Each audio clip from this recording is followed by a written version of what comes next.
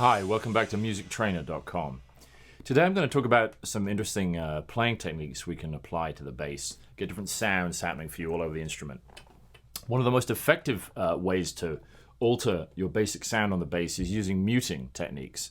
And we can use right hand and left hand muting on the bass to give us different and sometimes similar effects as well. The first thing I'm going to talk about is right hand muting on the bass guitar. This technique was made popular particularly by Anthony Jackson.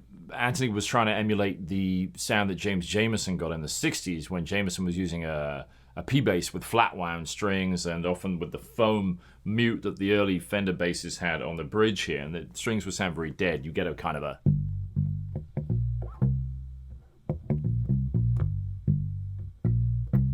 It gives you that kind of nice, kind of slightly rubbery sound. And this technique became popular throughout the 70s and 80s as well. Another area that this sound really lends itself to is to playing in salsa bands, Latin jazz too. Again, it's very good for emulating the sound of the Ampeg baby bass, which had that kind of slightly muted and slightly boomy tone to it as well. So with the right hand, I often have students coming to me asking me about this, and sometimes people make the mistake of over-damping this and not always putting their hand in the right place on the instrument to get that tone. So let's examine that in a little more detail, okay? So this is right hand muting to start with. And we're just going to deal with this to start off with on the E string, because it's the easiest string to get to when you're starting off this technique, your bottom string on the bass. So let's have a look.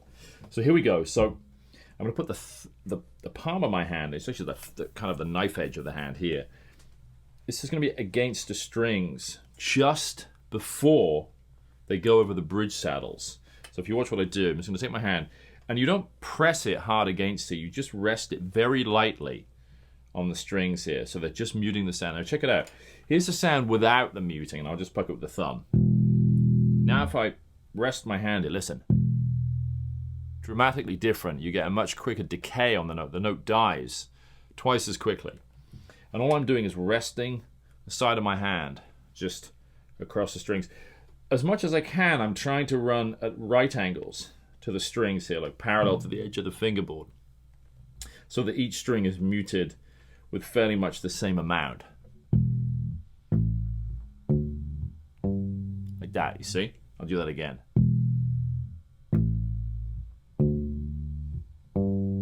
So the string still rings. We're not deadening it completely yet. We can do that, and we're going to work on that later on too.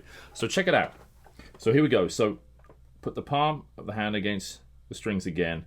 And now if you notice what I do is I roll my hand forward slightly like this, and I'm still maintaining contact with the strings. But now my thumb is doing most of the plucking. So check it out. It's just a simple bass line to give you an idea. You see what I mean? And that way the thumb can leap across to the A string if I want to play a note up here like...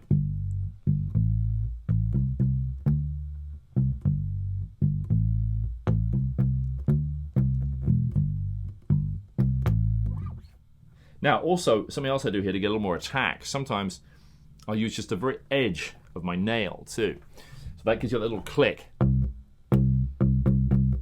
So it goes from this. You can hear there's a real difference. It's more metallic, almost like I've got a pick in my hand, but I haven't. It's just the edge of my nail on the string. So this can be kind of effective, too. So we can combine those to have sort of different effects.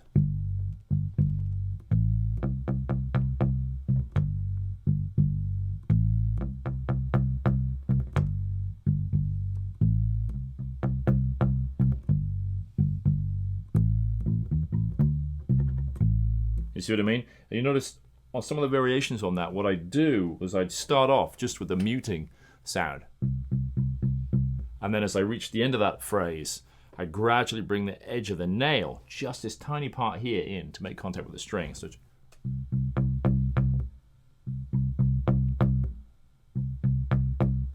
see, so you get much more attack as the line continues and progresses. So it's going to be a nice detail to kind of bring into a line as well, just if you want to bring out a certain note, certain rhythmic figure in a phrase. Now, as we're playing this too, obviously at the moment we're doing everything with the thumb, and that's cool, but it's quite nice to be able to integrate certainly the index and occasionally the second finger, the middle finger, into playing. So here's a couple of ideas to just illustrate this. I'll play a couple of things, I'll explain them to you. So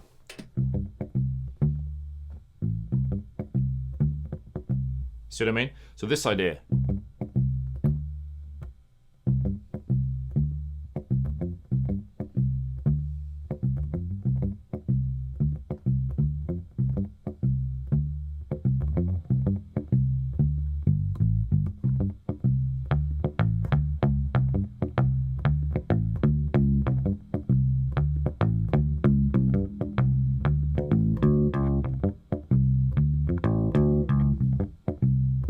So you see there, I was using a couple of different things. What I was doing, I was just starting the real simple little bass line. Kind of like bass round, like a sort of D minor idea, but I was starting on the C.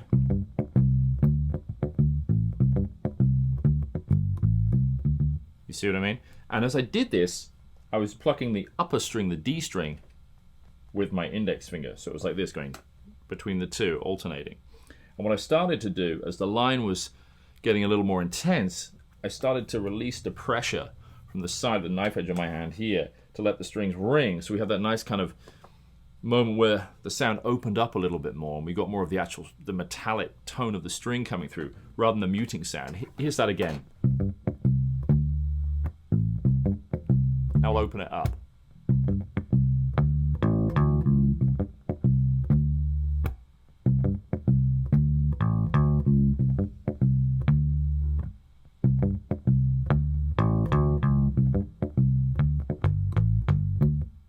See what I mean? So that gives you that nice kind of variation in tone as well, and that can create a little more drama and tension to the line as well.